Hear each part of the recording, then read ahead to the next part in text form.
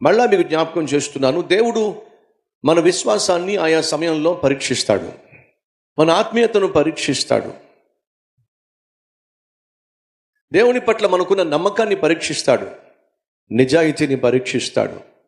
ఆ పరీక్షలో మనం విజయం సాధిస్తే మన జీవితంలో అంతకంటే శ్రేష్టమైన ప్రతిఫలాన్ని కూడా ఇస్తాడు.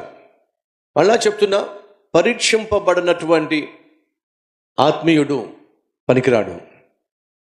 మీరు ఏ వస్తువునైనా చూసుకోండి, ఆ వస్తువు తయారు చేయబడినప్పుడు అది పరీక్షించబడుతుంది.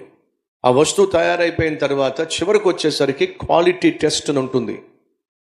ఆ క్వాలిటీ టెస్ట్లో అది నిరూపించబడాలి. ఇది మనం అమ్మినట్లయితే కొనుక్కున్న వానికి న్యాయం చేస్తుంది, కొనుక్కున్నందుకు ధర్మం చేస్తుంది అని చెప్పి అది నిరూపించబడాలి. దాన్నే క్వాలిటీ కంట్రోల్ అంటారు, లేదా క్వాలిటీ టెస్ట్ అంటారు.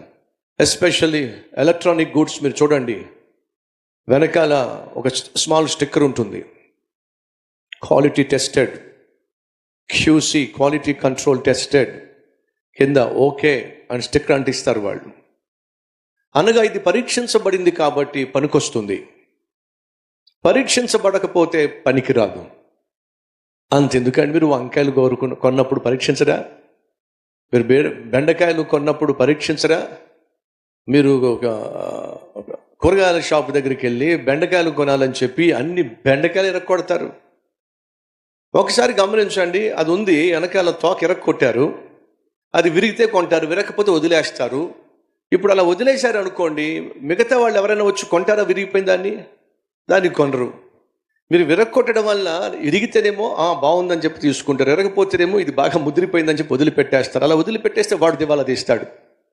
కాబట్టి వాడు ఏమంటాడంటే, అమ్మ మీరు అన్నీ ఇరగొట్టకండి, మీకు కావాలంటే చూసి కొనుక్కోండి, అంతేగాని అలా కాదు పరీక్షించే నేను కొంటానంటారు. ఎందుకని? పరీక్షించబడితేనే పనికొస్తుంది. బెండకాయలనే పరీక్షిస్తున్నారే, మరి మనల్ని దేవుడు పరీక్షిస్తాడంటారా? పరీక్షిస్తాడంటారా? చెప్పండి.